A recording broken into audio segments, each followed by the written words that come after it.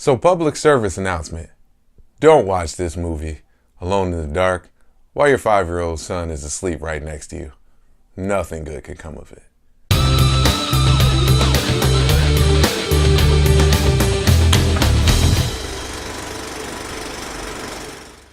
So I'm knee deep into this film.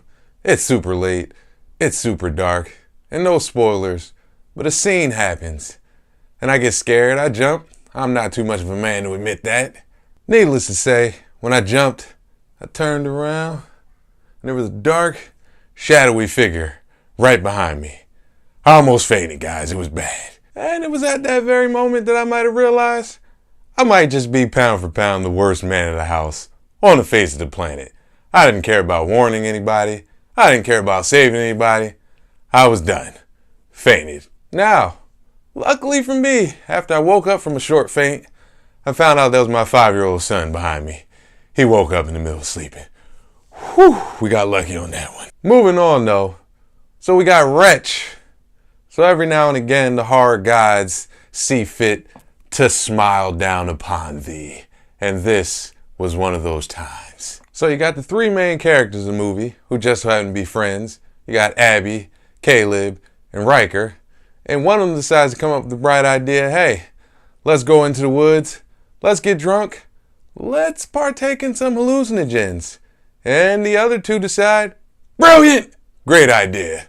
So I don't think I need to point out any of their ethnic backgrounds. I'll simply say that none of them were minorities. So while they're all having their fun-filled evening in the woods, they see something dark, big, and creepy, and we basically spend the rest of the film trying to figure out if what they saw was real or hallucination.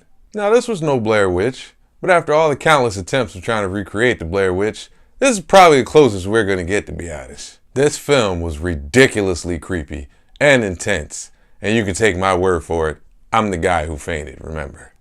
The best part about it wasn't fraudulent intensity. They didn't force it on you through gore and jumps, like, say, Hostel. This movie was 100% earned, organic intensity from beginning to end. Now, a little more than halfway through the film, I was actually surprised by how much I was enjoying it. Then a scene happened that kind of disappointed me, or so I thought anyways. I felt like they painted themselves into a corner. They kind of set it up to where the build-up was so insane that the end result could easily destroy this movie. And right as we're coming down the finish line, right as I can see the light at the end of the tunnel, I've never rooted for a movie so hard my entire life.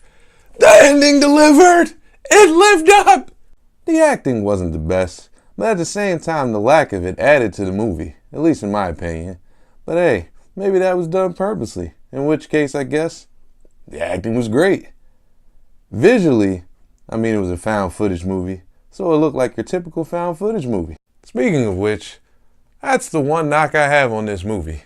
Are we or aren't we a found footage movie?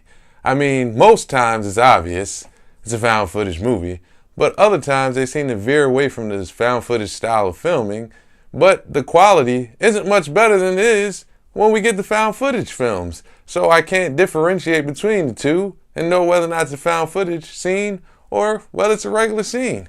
You had like 2 or 3 scenes where they look like found footage scenes, but they were B-roll scenes, which doesn't make any sense in a found footage movie whatsoever. I was completely confused. That's my only gripe though. More me being petty, to be honest. But yeah, 2019, doing awesome things for horror movies. Keep it up. If you're a horror fanatic like this guy, watch this movie immediately.